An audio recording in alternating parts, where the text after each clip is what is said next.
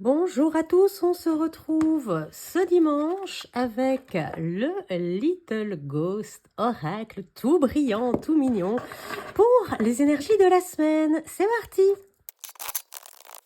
Alors vous l'avez vu, les cartes ont sauté, elles ont été assez rapides, il y en a même une qui s'est retournée. Alors, comme le tirage se fait en vitesse rapide, vous n'avez probablement pas eu le temps de voir la carte retournée. Donc, c'est le moment de faire votre choix, numéro 1, numéro 2, numéro 3. Quelle carte choisissez-vous pour ce dimanche? C'est parti, vous êtes prêts? Votre choix est fait. Et on commence, on retourne la carte numéro 1 qui nous parle d'évasion. Ou plus exactement, la carte numéro 15. Alors, je vous la montre d'un peu plus près parce qu'elles sont vraiment belles. Je ne sais pas si vous le voyez, je l'avais montré dans la review. Les petits fantômes bris, c'est un de mes jeux préférés. Je trouve ça super cute. Alors, que nous dit évasion? Eh bien, l'évasion, c'est s'évader, c'est changer ses habitudes et pourquoi pas, ici on le voit, ils sont en camping, prendre un peu de temps, de prendre des moments un peu inhabituels. Le camping, c'est peut-être pas ce qu'on a l'habitude de faire tout le temps, mais en tout cas de faire quelque chose qui change notre routine, qui met un petit peu, de fun, j'ai envie de dire, de sortir de ce métro boulot dodo. Donc voilà, vous êtes invité cette semaine à faire des choses peut-être un peu différentes. Alors parfois, faire des choses différentes, ça peut être tout simplement changer le chemin pour aller travailler et puis, et pourquoi pas faire des rencontres sur ce chemin, voir des lieux sympathiques, des paysages beaucoup plus jolis. C'est aussi s'octroyer des moments hors routine et se dire, tiens, aujourd'hui je vais pas à la cantine, je vais sortir, je vais aller me balader. Ou ce week-end, je me fais quelque chose, je me fais plaisir, je vais chez l'esthéticienne, enfin voilà, par exemple. Ou je vais faire du sport, mais faire quelque chose, uniquement pour soi, pour se faire plaisir, et pour sortir de ces choses dans lesquelles, on peut vite se retrouver un peu prisonnier, un peu englué, surtout qu'ici, on est déjà au mois de février, on a repris déjà une routine, Au mois de janvier, on reprend dans une certaine optique, on a plein d'idées, on met plein de choses nouvelles en place. Et puis février, c'est le moment où tout se redescend un petit peu.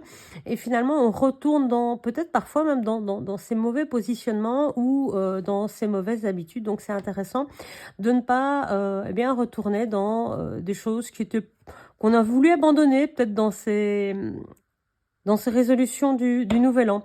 Et donc, allez à la découverte de nouvelles choses, de choses que vous faisiez pas, évadez-vous, prenez-vous, pourquoi pas, une après-midi, un week-end, ne fût-ce qu'en court instant, pour vous changer les idées et sortez de votre routine.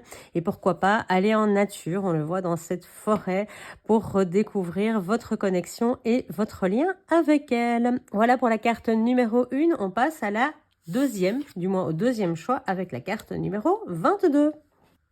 C'est guide. Alors, pour ceux qui connaissent le tarot, j'essaie de vous montrer comme ça brille. Je suis fan, vraiment. La carte numéro 22, elle ressemble un peu à l'ermite. On le voit se balader dans le noir avec sa lanterne.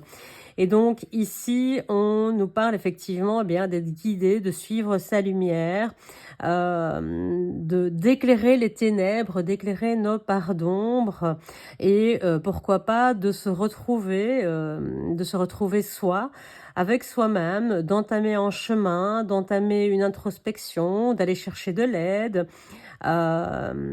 Et puis, mais surtout d'accepter cette aide, parce que si vous allez la chercher, quelle qu'elle soit, que ce soit des amis, que ce soit des psychologues, que ce soit des médecins, quelle que soit l'aide, même si c'est des coachs, des thérapeutes holistiques, acceptez de recevoir, acceptez les réponses, acceptez ce que vous entendez, parce que ça, c'est pas toujours facile d'entendre. Parfois, ça résonne directement avec nous, et puis parfois, il faut faire des petites démarches un peu plus difficiles, et c'est normal après tout, parce que on est humain, et puis on a nos limites. Alors parfois, on est prêt à entendre, parfois pas, mais en tout cas, on a cette lumière qui est en présage de on va vers le bon, on va vers la lumière, on va vers soi-même. quelque part un peu comme dans l'ermite, on va creuser, on va se confronter à soi-même pour remettre quelque chose de positif, pour reprendre, pour faire un passage vers la sagesse finalement. Ça va nous apporter de nouvelles connaissances, on va se tourner vers soi, se venir en aide et généralement, eh bien, quand l'ermite ressort de sa grotte, il en ressort plus fort et plus sage. Voilà, guide pour ce deuxième choix. Nous allons découvrir le troisième. Carte numéro 40 avec son petit chapeau de Noël. Perspective. Alors, je vous la montre d'un peu plus près. Toujours parce que c'est trop beau. Alors, perspective, qu'est-ce que c'est? Les perspectives, c'est des nouvelles visions, c'est de nouveaux projets. C'est prendre bien ici de la hauteur, hein, il est au-dessus du sapin, il s'envole pour mieux voir tout ce qu'il y a possibilité de faire, tout ce qu'il y a possibilité de créer et quel chemin il peut prendre, parce que quand on est sur la route, on ne voit pas forcément où le chemin mène, et puis quand on est comme ça en hauteur, on peut le voir. Et ce petit fantôme, pour l'instant, il semble comme emporté par le vent, il se laisse porter, il se laisse bercer, il en profite parce que de là-haut, il a une vue complète de son monde, il a une vue différente. Là, j'ai envie de vous dire, c'est presque le pendu dans le tarot, puisque lui, il est mis à l'envers pour avoir une autre vision. Bien lui, il a pris de la hauteur pour pouvoir voir le monde sous un autre angle.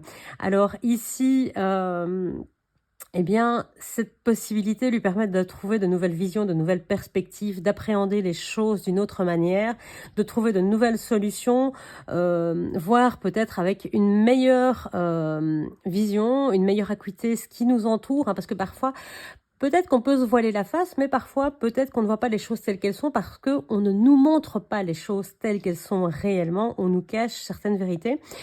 Prendre de la hauteur, c'est aussi prendre du recul, c'est aussi accepter de voir les choses comme elles sont et se dire, eh bien, les choses ne sont pas insurmontables, soit de se laisser porter par le vent le temps que les choses désagréables passent, soit de prendre du recul ou prendre, oui, voilà, prendre du recul pour pouvoir, eh bien, laisser les choses passer, laisser les choses avoir moins d'emprise sur nous, être comme ce vent finalement, bien nous toucher et puis continuer ce chemin.